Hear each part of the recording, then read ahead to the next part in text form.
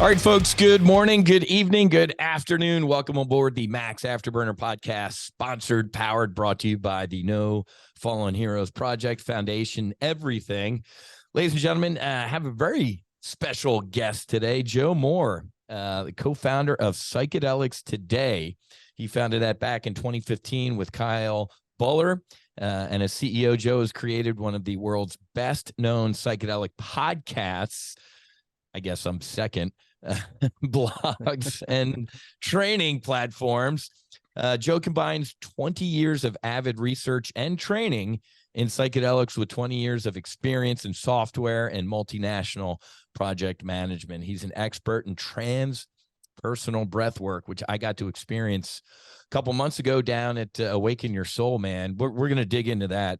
And he's obviously much sought out international speaker on the intersecting subjects of psychedelic medicine, healing, breathwork, drug policy, medical innovation, international justice, and environmentalism. Man, bro, that's what an epic bio. Sounds so good when you read it. It does. I want to meet that guy. So Joe and I met literally. He and I were walking. Now I have a newfound respect for what they mean by like walking the halls of Capitol Hill. So Joe and I put in some time, pounding the pavement a couple months ago, literally going to congressional offices, talking to staffers, folks to advance the ball forward in the psychedelic space. So my brother, outside of this bio, man, I always want to talk whenever I talk to somebody in the psychedelic space, especially somebody with your background. I always got to get the day zero moment. What's your stoned ape moment and how you got in to the psychedelic space? Was there one particular moment where you said, man, this is the rest of my life, or what was it? There's two of them. So the first one was in 2001. I was starting my undergrad in a rural New Hampshire state school. I only went there to snowboard. Fair. Which school was that? To point out, Plymouth State. Okay, my oldest son Matthew went to Norwich University next door in Vermont. So awesome. And he snowboarded too. Yeah, 6 days a week somehow. I passed. I didn't do great, but so in my freshman year, I took Philosophy 101, and one of our first assigned readings was a book called Holographic Universe by this guy Michael Talbot, who was exploring edgy cases in science. In like all sorts of domains, everywhere from physics to chemistry to psychiatry. So there's a reference in there to some work Stanislav Grof did in Prague with the LSD psychotherapy really early. Soviet occupied Prague. Yeah. And which apparently they had acid too. So he had some compelling stories in that book by Michael Talbot, particularly around this woman who had really extreme trauma and some pretty serious drug issues, and one or two sessions with LSD psychotherapy, and she was back. But the story, that's miraculous enough. But the story looked something like Poltergeist or Exorcist, so I had to dig in. So I'm like, are you for sure telling me the truth here? You're supposed to tell me the truth in college? Like, great. Thankfully, my school's library had 3 or 4 books by Stan Grof. So I started in 2001 reading pretty hardcore clinical psychotherapy work. Totally no clinical background. No, I'm not in a psychology program. I stayed in my philosophy lane and found some mentors next door, and really, in Vermont. So my spiritual home, I kind of call Vermont. I'm going back in a few weeks and I'm really pumped. Love the Green Mountain State. Great people. Oh my God. It's so beautiful. So that was it, and I was hooked. I was off to the races, started producing events, started, deep training in holotropic breathwork stuff and mentorship there. And yeah, then 7 years ago, when Kyle and I started Psychedelics Today, I had to say, okay, am I willing to not work in conventional jobs anymore? Because I'm going to go pretty far out if I go for this psychedelic podcast thing. Yeah. And the answer was yes. There's so much here. There's so much good that we can bring to the world. There's so much interesting material. I believe I could spend the rest of my life in this large area. And that was kind of it. It was those two things together. Yeah. Since now I'm old, clearly a lot older than you. 2001 doesn't seem that long ago, but for you, it might've been. Tell me how you've seen the landscape shift from going to the library to running psychedelics today. And not only the shift you've seen, take me to today, and then what do you see coming down the road? So, back then it was so taboo to discuss. Yeah. In 2001. And my parents weren't naive. They kind of knew what I was talking about. I would bring it up once in a while. Like, did you guys know this was real? And, yeah, totally. Not telling me too much about their background. And I'm like, okay, fascinating. At the same time, I'm bringing them home all these like meditation studies to talk about. Anyway, so it's like wildly fringe, wildly fringe. It was only really on message boards that I had access to. This was okay. Things like Shroomery, DMT Nexus, Mycotopia. There's others too. The Grow Report was an amazing one for me. And, that was what the psychedelic scene was from my lens, other than my access into the holotropic breathwork world, which they didn't really bridge because, legality and whatnot. So, everybody thought I was crazy. And that I wanted to talk about this stuff nonstop. But I'm like, yo, if this is real, this is some of the most important stuff we've ever had our hands on in the history of the planet. Humanity, yes. Right. Like, what? So it was kind of like the Plato's Cave thing. You come out and everybody's like crazy when you start talking about you're a maniac. You're talking about those shadows that are real. Like, no, those are. So it's kind of like a little bit like that. But I had to develop community. I had to find it and make it, and I did that by kind of coordinating a bunch of groups in Boston, Boulder, and Denver. I've kind of made a scene more active, and that was through Reality Sandwich and Evolver back then, before they got acquired by High Times, I think. Anyway, that, and I was sneakily going to the Horizons conference. I wouldn't tell my family I was going to New York. Like, I'm going to go to this amazing conference down there, and I get to see Sasha Shulgin and Griffiths and many legends present, Grobe even. And, I'd listened to many recordings of these people, but it was amazing to see that. But it was like a 200-300 person room maybe back then. And that's a small psychedelic conference today, but that was the biggest at the time. Yeah. And now we're seeing, multi-thousand person conferences regularly around the world, right? Yeah, I was talking to the MAPS folks yesterday because No Fallen Heroes might sponsor the Veterans Dinner that Thursday night, and he said they have like 6,400 people registered so far. That's insane. That's fantastic. Yeah, and that's so far, right? They still have got we're a month almost out. 2 months, like a month and a half or something, and they might be able to bring in that full 10,000 they were talking about. I'm not betting against them. So wow, that's fantastic. That'd be pretty fun if it gets that big. So we went from you and message boards to something like this. That's just insane. Not to mention the amount of capital coming in and like government attention. Like, we're actively talking about rescheduling psychedelics and psychedelic funding at the federal level now. And many international governments are actually leaning in. Correct. Right? Like, I think Ecuador has, I forget which country. There's some country that has a UNESCO protection status on ayahuasca as a tradition, which is amazing. And I could be super wrong there, but that's something I recall from the archives. And to go from like, super duper quiet, nothing really going on, to bustling, tons of entrepreneurs everywhere in every category that you could imagine here. Well, not only shift. Quiet, nothing going on, but getting thrown in jail. Sure. And people still will be, but totally. Yeah. Like, one of my friends did 20 years recently. Are you serious? Yeah. For LSD manufacture. And he's out now, thank goodness, Leonard Picard. But he's an amazing person. And to put somebody that gentle and priceless in maximum security prison and not turn the lights off for 20 years, that's what we're coming from. And we've got to really reform that. Oh my God. God bless that guy. Oh my God. Wow. 1 or 2 steps above Gitmo, maybe. So I'm like, come on, guys. What an absolute horror and injustice. The fact that even happened. So, I mean, that's the second part of my question. if you could project your thoughts forward, call it 3, 5, 10 years from now, what's the psychedelic landscape look like? So federally, we're going to have MDMA and psilocybin legally prescribable at many, many, many clinics all over the US. I would imagine by then we're going to have insurance coverage figured Yes. out here.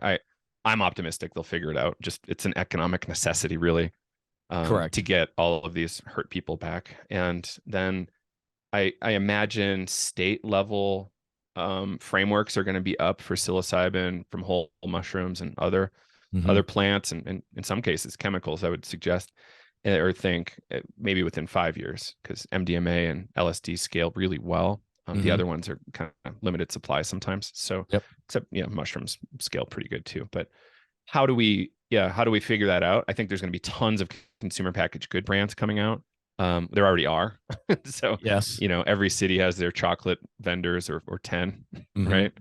And then I think there's going to be interesting innovations too around routes of administration with like nasal sprays, things that go in your mouth, like goes through the mucous membrane here, patches, other things that help make access possible for people who can't swallow. Think like stomach cancer or something. Like you can't necessarily eat mushrooms, so we need alternate routes of administration.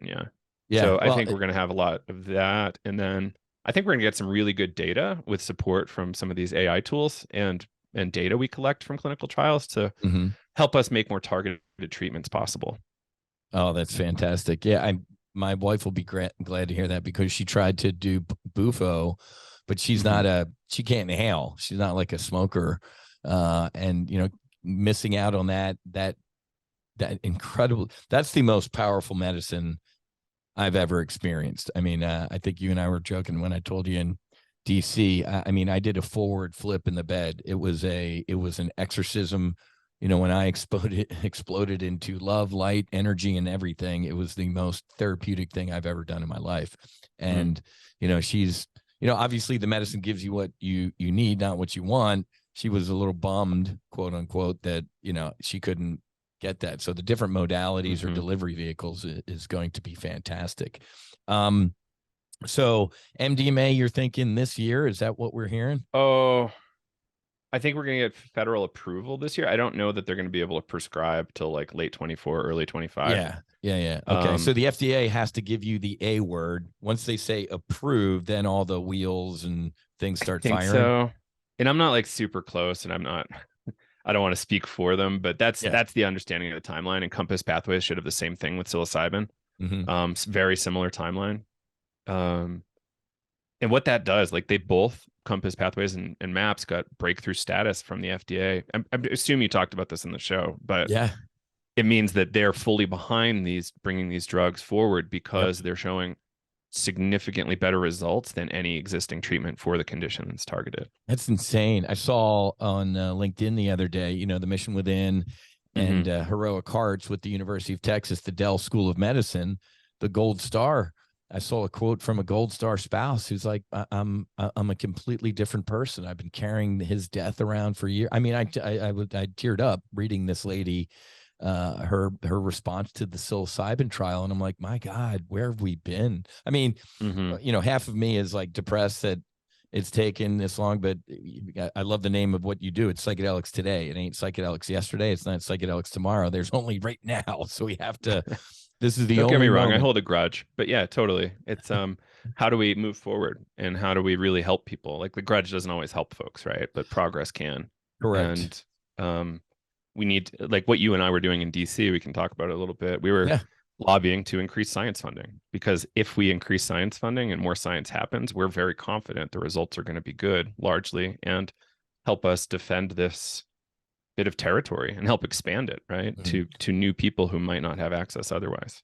Yeah. And I'm glad we got guys like you, Rick Doblin, because it's interesting. You'll get a knuckle dragger veteran like me say and tell you about our experience, which is anecdotal, obviously, right? And obviously the guys and gals with the slide rules and the booger eaters don't like anecdotes too much. You need the science, right? And especially when you're talking to an FDA person in a lab coat, you need the data, you need an Excel sheet, you need ones and zeros. So we have to have that bridge between this saved my life and I'm a different person. And here's the math or the science behind it. Right. And that I could see the both of those approaches coming together in DC so well. I was really impressed. I expected to be very disappointed there in DC, but I was very impressed with folks' uptake of the story, of how important it is. And yeah, I was just endlessly grateful yeah. for that experience. Yeah, well, it's awesome. I mean, you and I were sitting in Morgan Luttrell's office, right? Congressman Morgan Luttrell, who has sat with the medicine, and obviously the first time I sat with the medicine was with his brother Marcus, famous Navy SEAL, lone survivor. Obviously, the book and the movie, and Marcus is just one of the most incredible human beings. So if and it's not a slight on the initial Mercury 7 type of psychedelic guys, that they, kind of went after pretty hard, whether it was Ram Dass or what's the name from Harvard.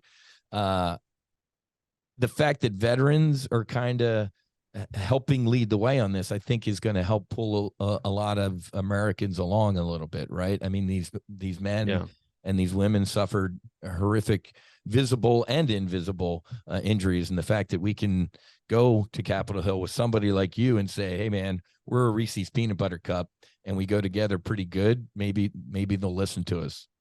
I've got a question for you. I'm giving a talk at a conference tomorrow, two actually. I think I'm talking to the head medical doctor at the Cato Institute about ending the drug war, which would be really cool. And then there's some folks that'll be there that are critical of military inclusion in this whole thing, and I think it's outrageous. But I want to hear your comment here because what's the why? They're like, military is being abused. Military personnel are being like dragged through the dirt to help this stuff come forward. And like, is there like, do military personnel feel used by this movement? Like, in your perspective? I imagine no.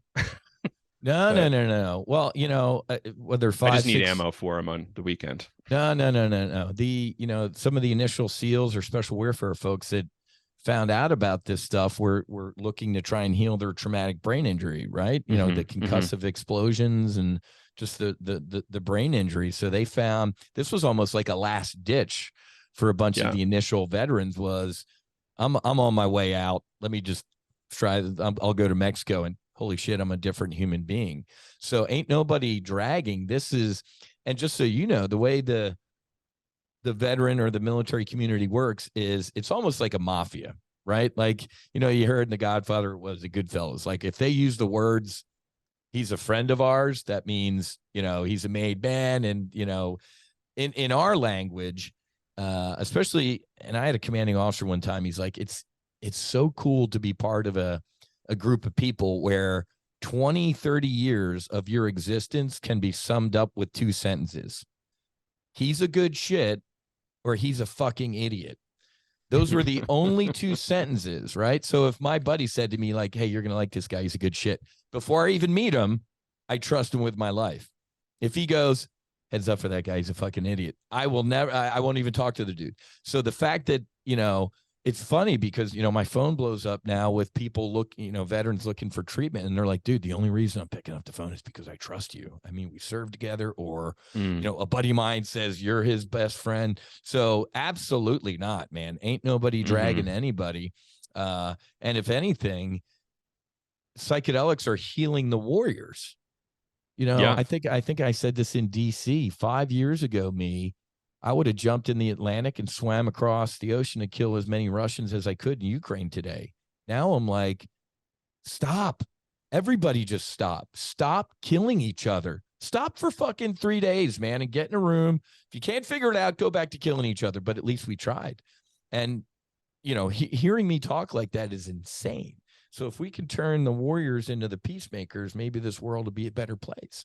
Maybe that's what they got their nose out of joint, man, but absolutely no way. I've never, as you know, you've been in this space longer than I have. One of the, I old me would call these ridiculous or, just statements that I wouldn't get, but this is one that I thought was weird. Now I know for a fact to be true. The medicine calls to you. There ain't no this ain't a seek. This isn't a drag. This isn't, I've never seen a veteran like be, hey, I'm ordering you to go to awaken your soul in Costa Rica. These are people Right. who are looking for help. Mm-hmm. So that, Joe, you got to dig into the motivations behind. I'd love to follow up with you and see do some digging, bro. I'll report back. I'll be with this person. It's an easy angle to confuse people when you're critiquing these bills. People are easy to confuse. Like, we start there, and then if you throw these things in, you can, really send folks in a weird direction. And that's why I'm so kind of hard on a lot of people who are critical of legalization, decriminalization initiatives, and drives me a little nuts, honestly. Well, here's what's incredible. I mean, the last group we took down to Costa Rica had the first 2 female fighter pilots to sit with the medicine, and the one, Erin, F-15 Eagle, Strike Eagle pilot, the woman had never even seen a marijuana leaf in her life, right? She's never done anything. And here she is sitting in a fire circle in Costa Rica chewing iboga. So ain't no dragging people to do this stuff, man. Agreed. I want you to report back and see. That's a little strange. I don't like that. Yeah. Like people like me using military for our agenda. It's like, what the fuck? Whoa. Like, we're not like, I have plenty of veteran friends here. I care. Do veterans strike you as a group that would be dragged to do something we wouldn't want to be doing or something like that? No. I mean, it's the dumbest thing I've ever heard. Yeah. If somebody did try to make me do something against their will, I mean, come on. So yeah, good luck.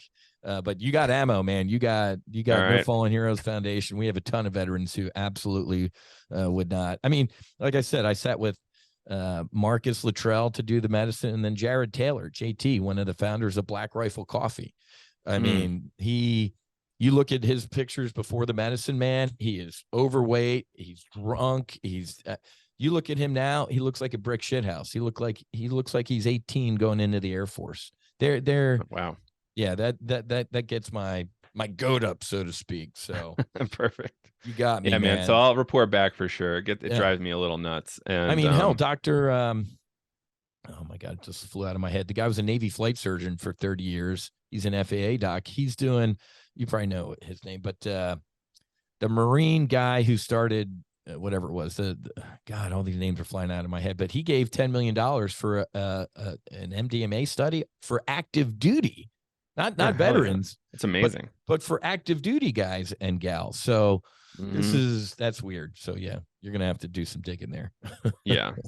I'm with you. It's not really fair to use people like that. And yeah, saying I was in the middle of this whole Colorado legalization and decriminalization thing that was going on last year, and it got really heated and really uncomfortable. And when that happens, people don't get trained in leadership, generally speaking, unfortunately. And there was a lot of really uncomfortable bullying and lying going on from a lot of the parties involved. And the veteran thing came up there. That was part of their, the against team, the against legalization groups thing.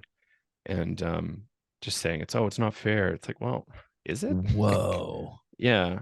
So it was used in political discourse and got a pretty, a lot of people heard about it.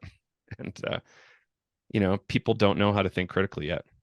We're working on it. But you would think in the healing space that egos and stuff like that would kind of fall by the wayside, and we'd focus on the mission objective of healing, right? You would think. Yeah. We would hope so. And, the fear on the opposition side is that this is going to go purely clinical in Colorado and therefore be totally out of the price reach of anybody. Okay. But what I've seen is that people on the pro side of 122, the decrim and legalization together, they're still committed to what they said at the beginning of making sure this is available to people via ceremonial use and fair trade and people serving each other, because we're still able to grow our own now. What a concept. I mean, you can, first of all, healing is free, right? Healing should be free. It is free. God, source, truth, divine, whatever word you want to use, creator, put everything on this planet for us to be able to heal. And ain't no, man got involved, unfortunately, and egos and power. And, whether it's the immortality key or just looking at history, you can figure out why these medicines were taken out of the hands of the people. And no. This thing speaks through me, and I'll tell you what it says, and you pay me 10%. So that was one of my questions I had for you, since you've been running around this space for a while. Tell me about big pharma. Because even when you and I are walking the halls of Congress, every once in a while I get a little elbow like, hey, man, look left, look right. Like, hey, we love this. This is brilliant. You're going to have a fight against big pharma. What's your opinion? We are going to. That said, once insurance, in my opinion, once insurance reimbursement sorted out, big pharma's in. And, they have to be. It's the money. Right. It's the science is there. There's no way they can bury all of it. Correct. Like, yeah, it's going to be a fight. But what I think is going to happen is a lot of these smaller biotech companies are going to get gobbled up by big groups like J&J. And you know how big some of these biotech VCs and funds are, right? Like gigantic, many, many, many billions in funds in a single fund. Correct. And so this stuff will get gobbled up and implemented at scale by a lot of these companies. And people are still going to lose their ass. Like, investment's never a perfect thing. Correct. But, it's a weird one. Like, I do think that biotech and pharma has certainly helped push this, like, suppress this stuff. But it's impossible for it to hold on any longer. In my opinion. Some of the debates, and this stuff, like, how concerned should we be about removing the trip from a substance if the person still gets 90% better, or 100% better, right? Like, yes, I want them to have the experience, but I want it to be optional. I don't want it to be mandatory. Great way to put that. Taking the delic or psych out of psychedelics, whichever one it is. I don't. You're playing with something that, and that's how big pharma is going to get involved, right? Like, I thought, or not thought, I know that God's a pretty cool, pretty smart chemist or pharmacologist, because you can't patent a root and you can't trademark a toad, but they're going to try and put some moats around it, like you're talking about. Like, and obviously a wise man said a long time ago, meditate for 20 minutes a day, and if you don't have 20 minutes, an hour.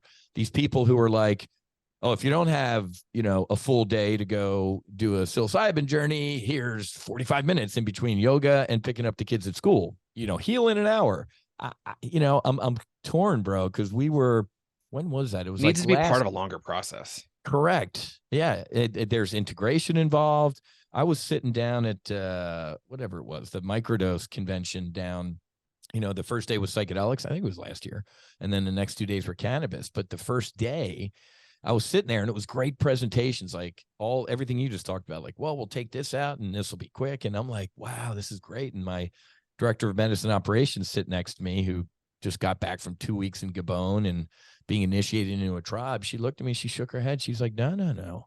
This is wrong. I'm like, oh, wow. So I can see, I'm kind of torn, man. If people want to, part of the debate, right? Yeah. If people want to heal, yay. I mean, if people want to be a better husband, wife, father, human being, or whatever, I support that. But yeah, man, I think what you're talking about is great. Let's have that debate and make it public. Right.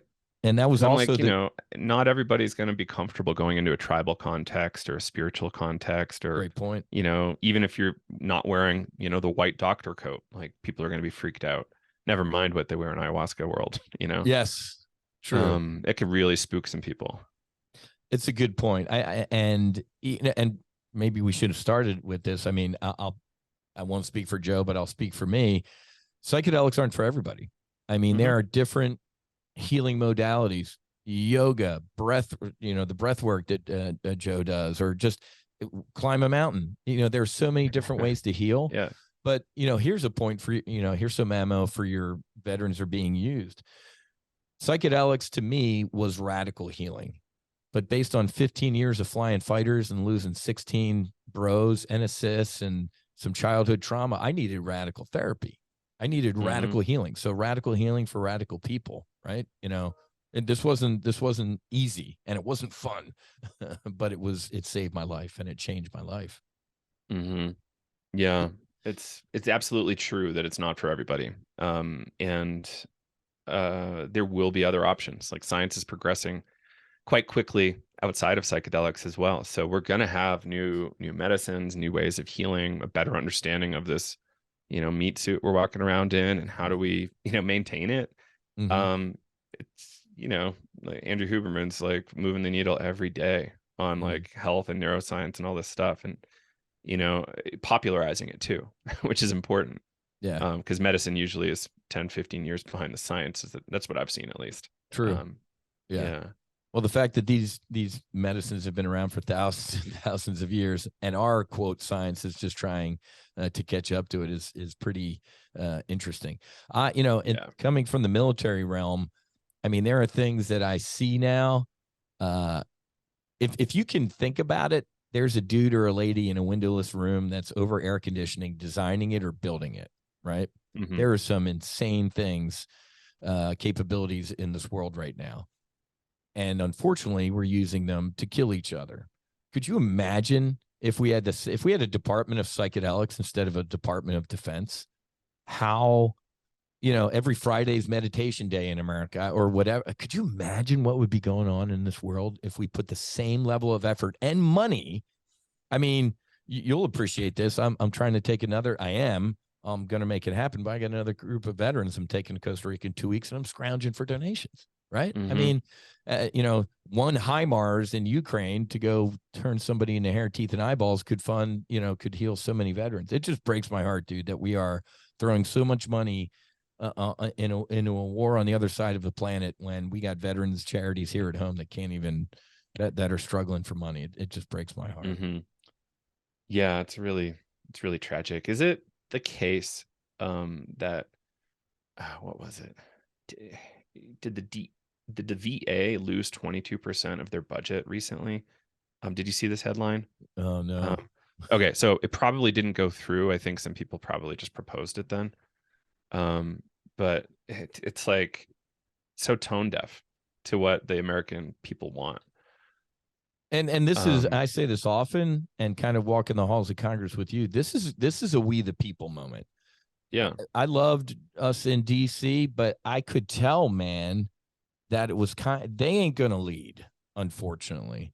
I gave a speech to the Boca Raton Rotary a couple months ago, 50, 60-ish, however many business leaders in Boca Raton, and I gave a speech on this. I didn't know how it would go over. I gave it, Hmm.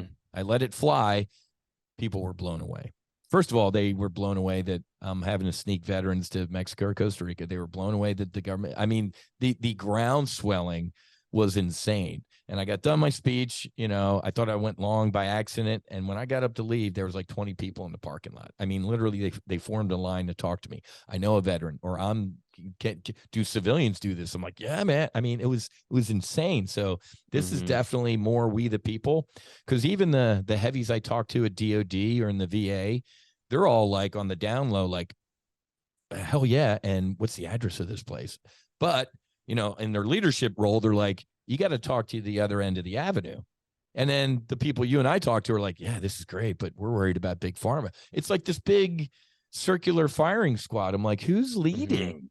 So it really Yeah. does feel like a we the people moment, or what you're doing in psychedelics today, and raising awareness. What's your big Likewise, you too, man. Like this is important, and you're talking to a really important demographic that can be really vocal and really is really powerful. And it's just everybody needs to stand up and start telling Mhm. stories and sharing and Yeah. quit being embarrassed. Like, Hmm. and this is a little edgy, but maybe actually consider, do you need to keep your clearance? Are Right. you okay walking away from it and getting really loud? Yeah. And that was a big deal for a lot of my friends. They're Hmm. retired, but they want to keep their clearance for Hmm. obvious reasons.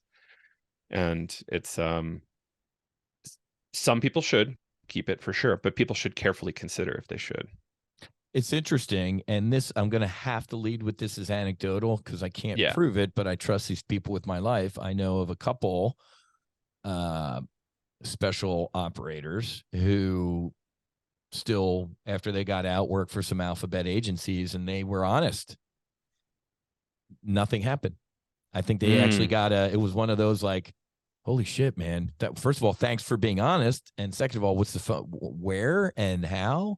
So Yeah. I think anecdotally, and you know me, and I talked about this on the stage in DC, coming from the aviation side of the house, man. We got pilots, veteran pilots who are alcoholics, who are self-medicating. I got a Viper buddy, Whiz. I've been in therapy for 15 years, and I pay cash because I don't want the FAA or Uncle Sam to find out about this trauma. And I give the American flying public a choice. Would you rather the air crew flying you around this country take a week off and get their mind, body, and soul right, or not? So you're right. I think the different communities, especially in the veteran space, popping up. Because I was one of the first aviators to do the medicine. People are like, wow, I didn't even think about that. What are they going to, I own 2 of my own personal fighter jets that I love flying people in. What's the FAA going to do? Throw me in FAA jail because I'm a better husband, father, human being, and the alcohol that controlled my life doesn't exist anymore? I mean, why now Timothy O'Leary. That's what it was. Now I sound like Timothy O'Leary. Put it in the water. I don't think that's going to go over too well. But you're right. I think all of us as individual groups make a pretty damn good collective. Now, what's your event? Is it Convergent? Which one's your big baby? So we actually had to scrap it on account of there's some issues with licenses for the venue at the city of Los Angeles. Oh yeah, the Whiz Dome. Yeah, exactly. It was going to be awesome. It was going to be kind of conference meets festival. What I've been noticing is a trend in conferences where they're trying to be everything to everyone. And we kind of know that's a bad strategy, right? Correct. So, we kind of wanted to make it specific for psychedelic culture and then like kind of ancillary for people who are interested in different tracks. So we had like a culture track, a business track, a science track, and I think a few others. Yeah, veterans too, because I was coming. Yeah, exactly. We had really cool art installations and really great spaces for hanging out and talking, because that's usually you just have to stand in the hallway, which is fine. But imagine if you got to sit and have a more comfortable, longer conversation. So we're looking at what that looks like for us in the future. It's still in talks with the Wisdom. It's a beautiful venue. 3D projection mapping over like 5 or 6 domes, like so we could make it custom art that moves the whole time. Oh man, right, dude, keep me on your whiteboard. I'll support it. I'll be there. I mean, that sounds great, because that's fantastic to get all of that together and lead the industry, obviously. And I love the name Convergence. Right. We spent so much time planning that, so it was going to be amazing. So sooner than later. Can you just copy and paste a lot of the planning, hopefully? I think so. We're going to have to tweak a few things, but largely we can. Yeah. Good. Awesome. Well, I'm excited about that. How do you feel? Because I have a buddy of mine who runs an entheogenic church. He started an entheogenic church in Austin.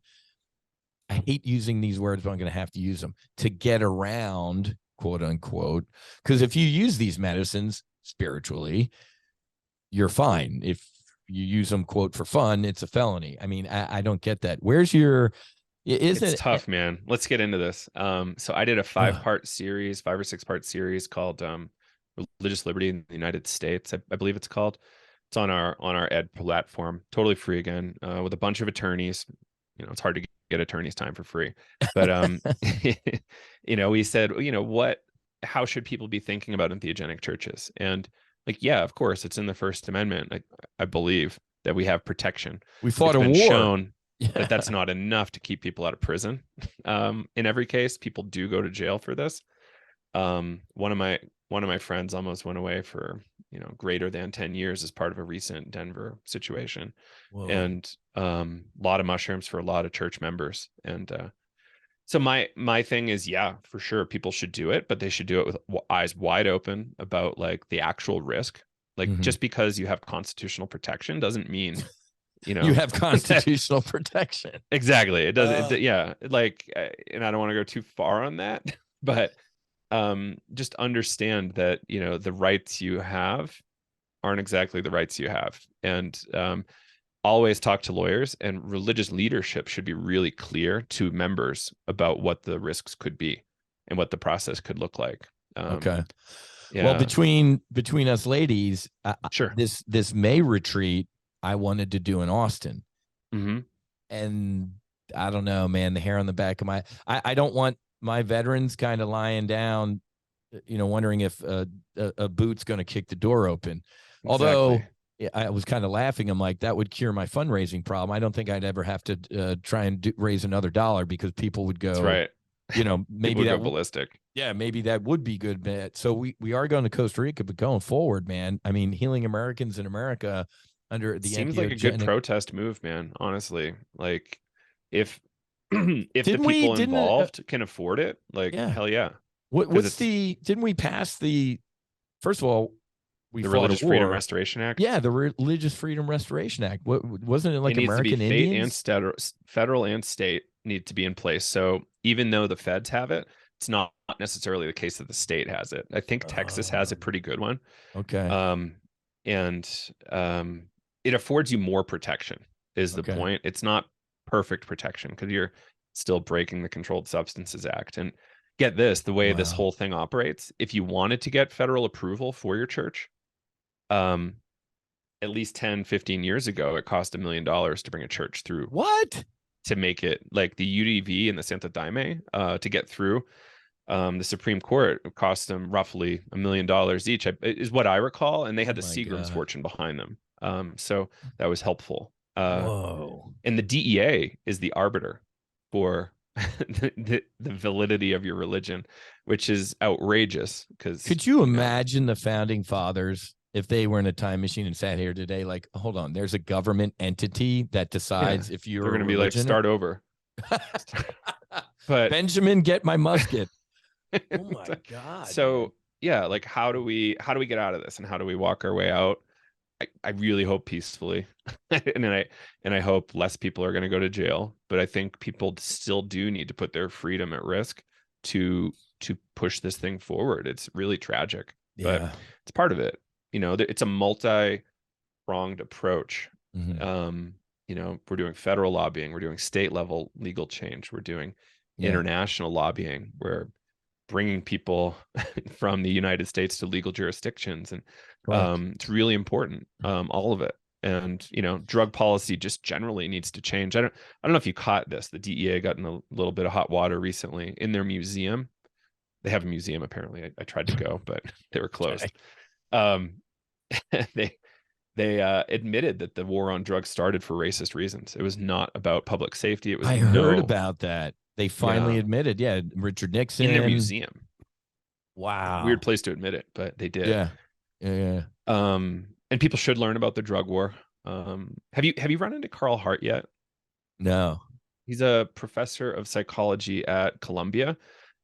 He's done an incredible amount of drug research, and he's done some really good work on this topic. So his book, what is it? High Price was his first book, is really good.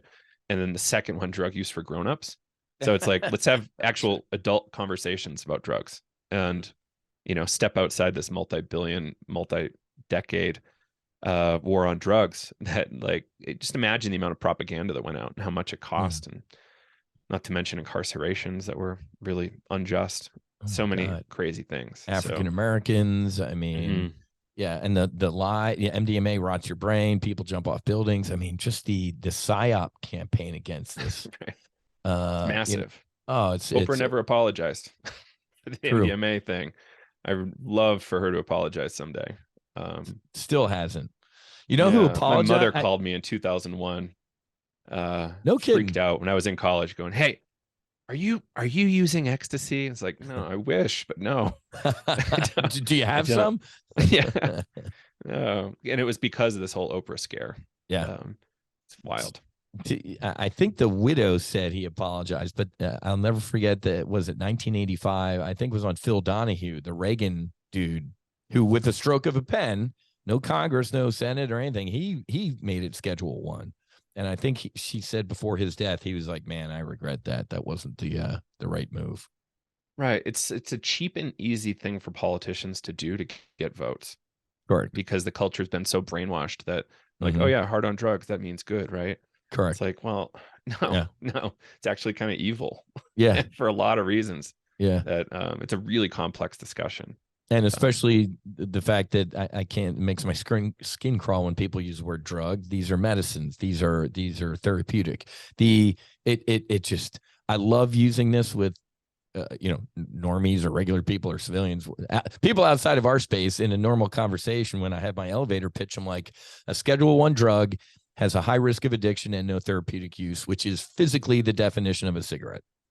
yeah, I really And appreciated you saying that out there in oh DC my too. God, man. And Amazing. I'll never forget the 12, 10, whatever it was, tobacco CEOs under oath, right? If we had done this, we'd be in jail for perjury, but they're like, no, Senator, nicotine's not addictive. I'm like, oh my God.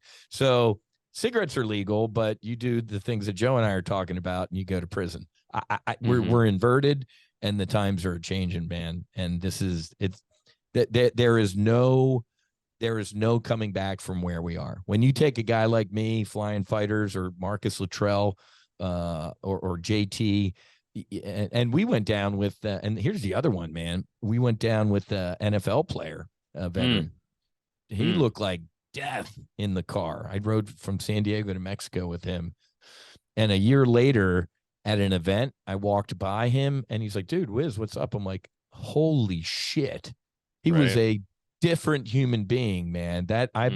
He's like, you should see my brain scans, man. They're like white. And he had gray, black, dark. He was Holy dying of shit. like CTE, man. And he's like, my So it doctors. really brought him back. Yeah, That's not one dose. That's probably a few, right? But you introduced him. yes, yeah. That's He was amazing. down, bro. He was down. The amount He of was brain down damage at, you can get from football is like, it blows my mind. oh my And God, probably man. likewise soccer too. Just the amount of like Yeah. concussion from like headers from 300 Yeah. meters or whatever. Well, when I was talking Ridiculous. to our flight surgeon buddies, like, Whiz, every landing aboard the aircraft carrier was a crash. I'm like, holy crap, you're right. And every catapult shot off the front of the aircraft carrier, your brain went from the back to the front. I'm like, holy crap. He's like, yeah, we didn't tell you any of this. Lying concussed. Yeah, he's like, as flight surgeons, we never told you this stuff because you guys like flying fighters, or even just pulling G's, man, the blood leaving your head and almost passing out. He's like, yeah, dude, that wasn't therapeutic for you guys, and you did it for 10, 15, 20 Right. years. It can do Like, some would you guys damage. do annual centrifuge practice, or how once a year? It was Once like a year, you math. got to go qual. Yeah, you got to get 9 G's, man. And that Holy is, shit. it's all so I'd go, Susie, she's like, oh my God, look at she called it old man ass. So underneath my arms, all the capillaries would break. You'd have they're called G measles. And she's like, your butt is like total old man. I'm like, oh my God, this can't be healthy. I'm sure it's like enjoyable once or twice, but holy shit. No, That's a but lot. as you get older, now the neck hurts, the back, and it's just, and I have horrific tinnitus. My hearing's a horror. So they get their pound of flesh, man. So that's why it would be nice I want to see. talk to you about tinnitus off air. Yeah. Okay. Have a moment after. Yeah. All right. Well, I want to hear that. But yeah, the VA needs to be leading on these healing medicines, man, because you got your pound of flesh, and and we need help, and it ain't coming from you all. It's having to come from guys like you and I, putting in the work here, which is great. Like I said, man, 5 years ago, there's no way I'm sitting on a psychedelic podcast talking to the CEO, co-founder of Psychedelics Today. There's no way I had that on my bingo card, bro. Do you feel optimistic about the VA? Like, I know there's so many people inside rooting for us and working with us, but it's hard because it's such a big organization. It's a massive behemoth. It's so hard to change any of that stuff. But I don't know if you have any inside knowledge on this. I can share it, and I will share it. So Joe Biden could use a victory. The guy could use a victory right now. Sure His can. son could use a little help. His son sat with the medicine. His son did ibogaine. He ain't no crackhead anymore. He looks better. He looks people are like, wow, I know what happened. I know where he got treated. Why can't the president, especially since his son might be getting in legal troubles, run interference to go, hey, man, my son was a shitbag. He's not anymore. You know why? Because of psychedelic assisted therapy. And I heard that our freaking veterans have to go sneak across the border to do this stuff. As of today, the VA, if something like that, all it takes is a leader, one person to stand up, because all the underlings, like you and I saw in DC, they're like, yeah, man, whisper, whisper, whisper. But above, when they stick their head above the trenches, they're like, we need a leader, dude. And I would love for the president of the United States to step up and go, hey, man, I would love, I'd be all over the guy. I'd totally support that. But long answer to your short question. You just kind of blew my mind thinking about it. I was like, huh. If you know anybody, man, somebody's got to get to, like, dude, why wouldn't you have a national press conference with your son standing there and have him speak like, I was a human piece of feces and this stuff saved my life and changed my life. I would support, I'd standing ovation. So the most honesty we'd ever seen from the White House. That's probably exactly right, my brother. I would be the biggest fan in the world of that. Leading with your heart and truth. Hunter or Mr. President, help us. So that was a long rambling answer to your short question, but the VA ain't nothing going to happen until somebody big steps up. I mean, I'm nobody, but you got a Marcus Luttrell. You got kind of high level vets who are, hell, we got a Congressman, Morgan Luttrell. We got other, but still, man. Well, hear me out on this. This is a theory I've been playing with. So many people are disabled that the VA has to serve. I think when you come out, you're at least 10% disabled for the most part.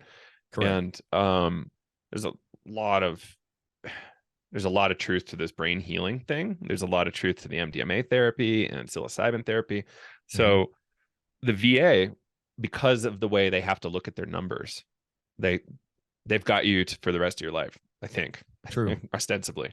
So why not invest in people who are the hardest cases with MDMA and psilocybin at scale? Like a lot of people need help.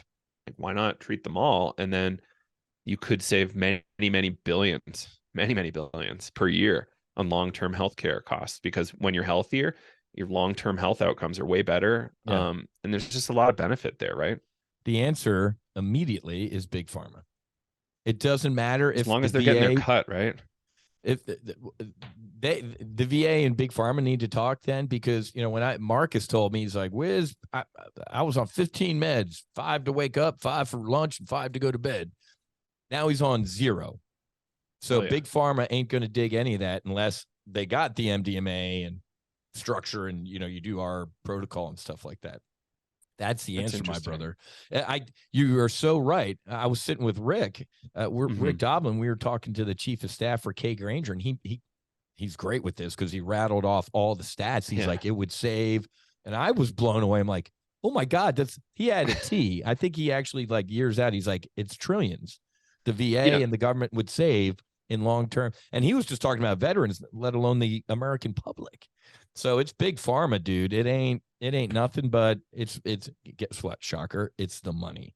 It's all going to come down to the money. But you are preaching to the choir. The VA would save so much money on long-term care. Because Rick, I don't want to misquote him, but whatever study he cited, it was like 80, 90, 70, whatever percent of people after 1 year and whatever protocol with MDMA had like 0. Not 1, 10, 20%. It was 67%, 2/3 of people no longer score as having PTSD after a year. Yeah, healed. No PTSD. Yeah, I was not even a hint. Not even a whisper. Like, I am healed. Could you? I mean, I can't even, bro. See, I get worked up about this shit. I'm like, what the fuck are we doing, and why? Today, now, let's get it going. It's insane. Yeah, exactly. And war-torn places are going to need this later. Like, just imagine the psyche of Ukrainians generally, like, and not to mention like war-torn African nations and whatever's going to happen in Taiwan, fingers crossed, hopefully not. Oh my God. And Yeah, like there's so much. And then not to mention like climate disruption, like the projections are that I think 1/6 of the world's total population will need to be rehomed in Oh my 30 years. God, man. Yeah, like temperature, sea level rise, etc., food access. So Mm-hmm. like 1/6 of the world, 1/6 of 7 billion, nearly a Jesus billion God. people, needing, because it's more than a billion people, needing like extreme trauma care. Oh my And God. we're just in time. And we're a little too late on deploying, but just in time for the world. 30 years, we're going to have it rolled out pretty good, I think. But Yeah. we're Wow. not there yet. Joe, I'll tell you, man, and we'll wrap it on this note, man. Yeah. There's a chart. And the top line of this chart is everything you just said: the world, war, shit, poverty, global. We're in a parabolic descent. There's another line that's getting airborne right now, and it's you and me, my brother, and we are doing our best to in a climb schedule to intercept that decline. I'm hoping those two lines meet pretty soon, because it ain't going to be good. There's no other choice, man. You and I, failure is not an option, my brother. No, optimism is sustainable. There's a book by Timothy Leary called Confessions of a Hope Fiend. And it was all about just keeping optimism high. Robert Anton Wilson, one of his good buddies and colleagues, like definitely was a optimist pusher. And like as dark as it gets for me, I'm always pushing optimism. That's exactly right, man.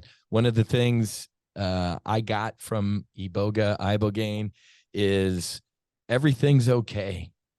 Everything's okay. Even when it's not, it is. I got this just overall feeling that even on the worst, I have survived every one of my worst days. Mm-hmm. And the one that I don't might be the most glorious thing that's ever happened in the existence of me. Right. So everything's fine, folks. And these medicines, if you hear them calling, can speak to you and potentially help heal you. So, all right, Joe, thanks for joining me, bro. This was awesome. Thanks for having me. I'm gonna, once we end this, I'm gonna hang on, because if you got anything for tinnitus, man, I'm a sponge. But folks, Joe Moore, ladies and gentlemen, co-founder of Psychedelics Today, just a great human being, incredible guy. We support everything you're doing, my brother. If no fallen heroes, you need me for anything, man. I'll hop in my fighter jet and I'll be out to Breck. Matter of fact, my middle son Jack is going to CU Boulder starting next year. So we're going to be out there and watch Coach Prime. So amazing. We'll be out there and maybe we'll ski Breck with you, my brother. So thanks for joining us. Yeah, man. All right, folks, everybody have a great rest of your day. Happy hunting.